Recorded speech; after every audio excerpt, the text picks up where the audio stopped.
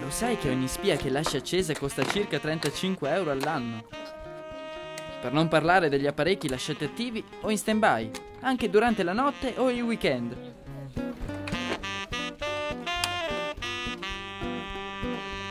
Mi raccomando, quando hai finito di utilizzare un apparecchio elettronico, assicurati che sia spento, a costo di staccare la spina.